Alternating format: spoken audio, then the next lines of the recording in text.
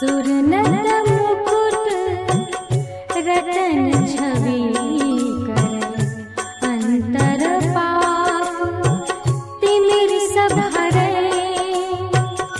जिन पद बंदो मन वच काया भव जल पतित उद्धरण सहाय। श्रुत पारग इंद्रादिक देव जाकी हुति कीनी कर सेव। शब्द मनोहर अर्थ विशाल तिस प्रभु की वर्णो गुणमाल। विबुध वंद्य पद मैं मत हीन होनी लज्ज स्तुति मनसा कीन। जल प्रतिबिंब बुध को गए शशि मंडल बालक ही चाहे। गुण समुद्र तुम गुण अविकार कहत न सुर गुरु पावै पार। प्रलय पवन उद्धत जल जंतु जलधि तिरै को भुज बलवंतु।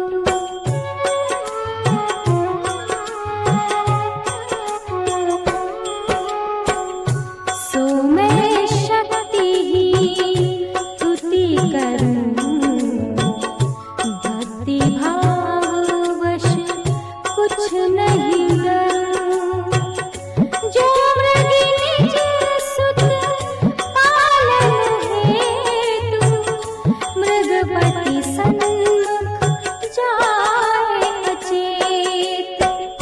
मैं शत सुधि हसन को धाम मुझ तव भक्ति बुलावे राम। जो बिकम्ब कली पर भाव मधुर तु मधुर करे आराव। तुम जस चंपत जन छिन माही जन्म जन्म के पाप नशाही। जो रवि उदय हटे तत्काल अलिवत नील निशात मजाल। तब प्रभावत कहूँ विचार होसी यह स्तुति जन मन हार।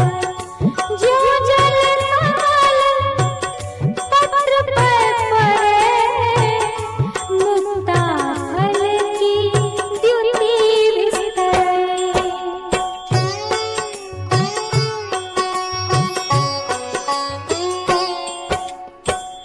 तुम गुण महिमा हत दुख दोष सो तो दूर रहो सुख पोष। पाप विनाशक है तुम नाम कमल विकासी जो रविधाम। नहीं अचंभ जो होहि तुरंत तुमसे तुम गुण वर्णत संत। जो अधीन को आप समान करे न सो निंदित धनवान। इकटक जन तुमको अविलोय अवर विषय रति करे न सोय। को कर क्षीर जलधि जलपान क्षार नीर पीवे मतिमान। प्रभु तुम वीत राम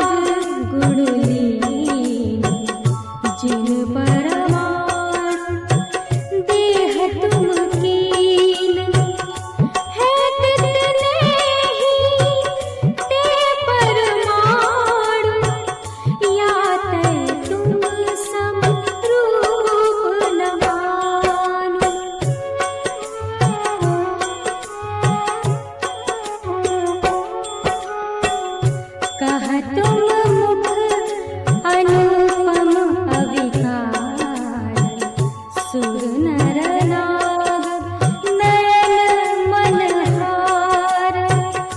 कहा चंद्र मंडल सकलंक, दिन में ढाक पत्र समरंक। पूरन चंद्र ज्योति छविवंत, तुम गुणहीन जगत लंघंत।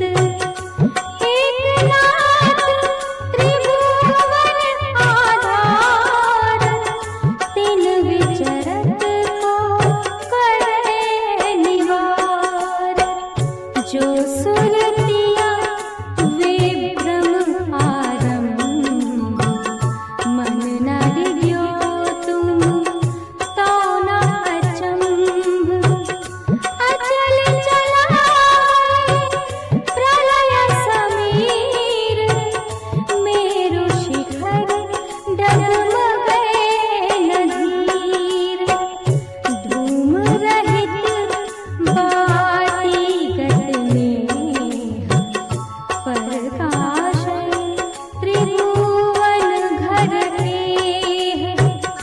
बात गम्य नाही परचंड, अपर दीप बलो अखंड।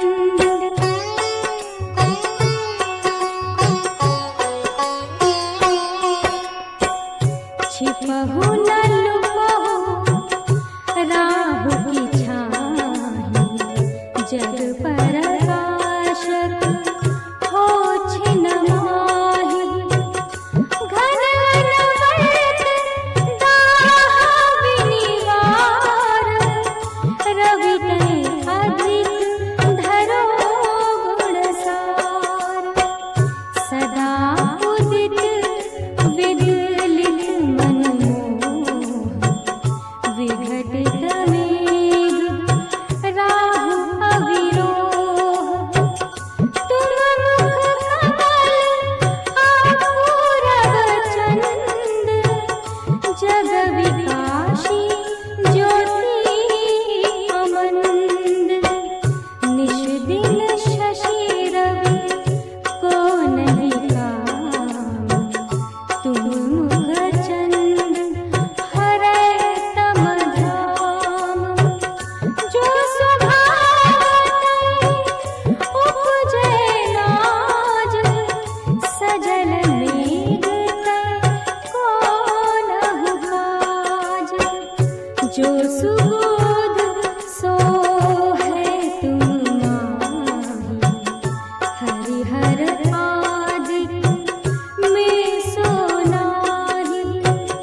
जो दुति महारतन में होय, काच खंड पावै नहीं सोय।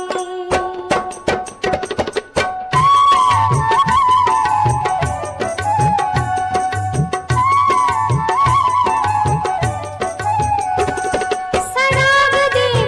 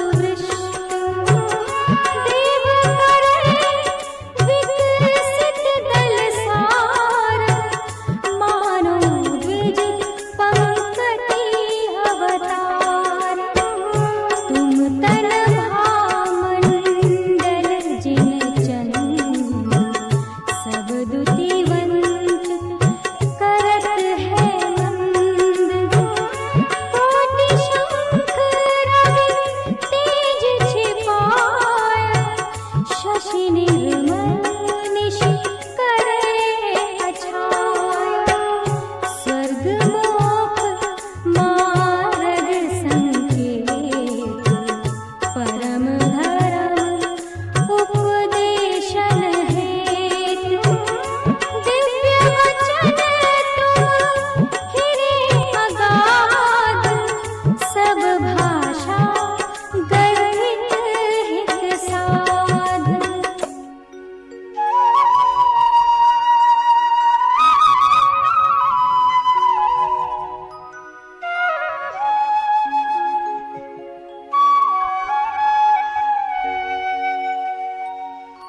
विकसित सुवर्ण कमल दुती,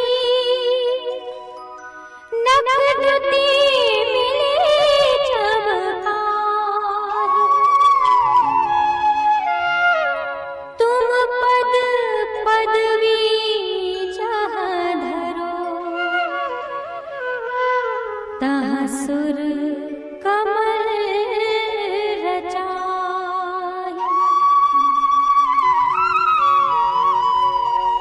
ऐसी महिमा तुम विषय,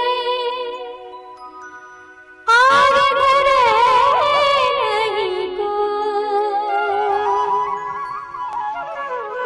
सूरज में जो जोत है,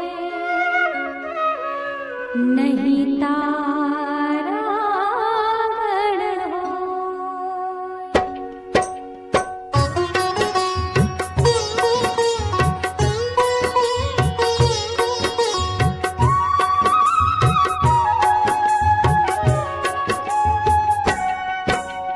मद अवल कपोल अलकुल झंकारे।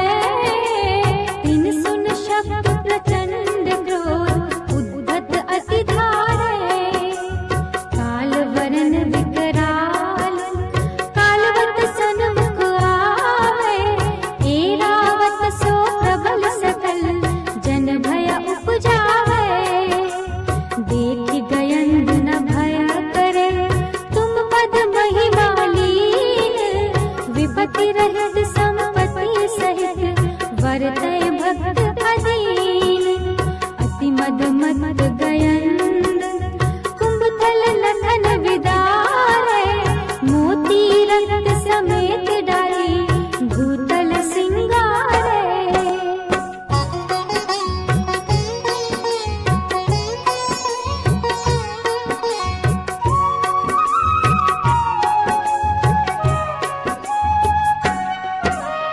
बाकी दाढ़ विशाल, वदन में रसना लोले।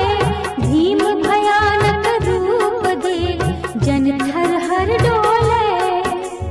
ऐसे मृगपति पग तले, जो नर आयो होए।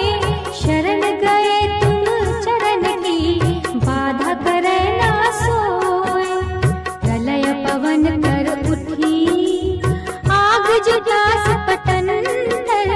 बमय पुल्लिंग शिखा पतंग, पर जले निरंतर। जगत समस्त निगल, भस्म करेगी मानो। तड़तड़ात तब अनल जोर, चहु दिशा उठानो।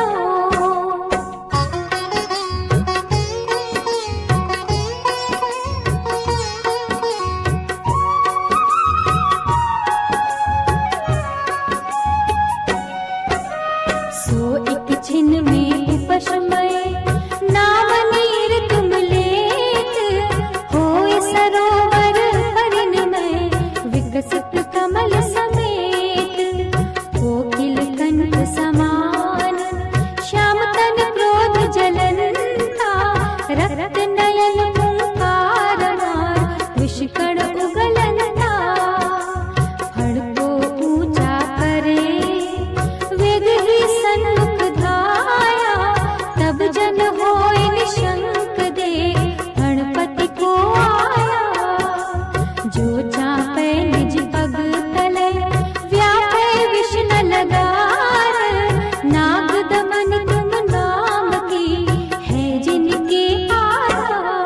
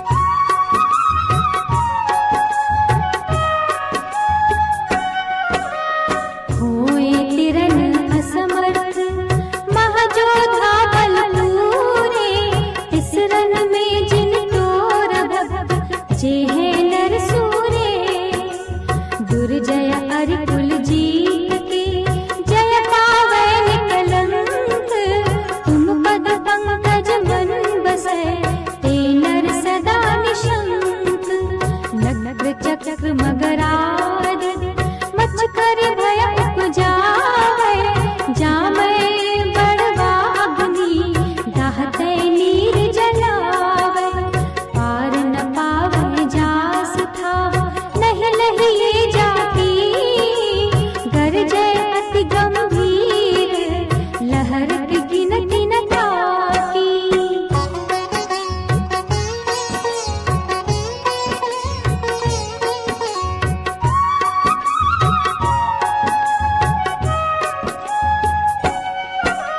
सुख सोती रहे समुद्र को, जे तुम गुण सुमराही, लोल कलोलन के शिखर पार यान ले जाही। महाजलोदर रोग भार पीड़ित नर जे है, वात पित्त कफ कुष्ठ आदि जो रोग गहे है, सोचत रहे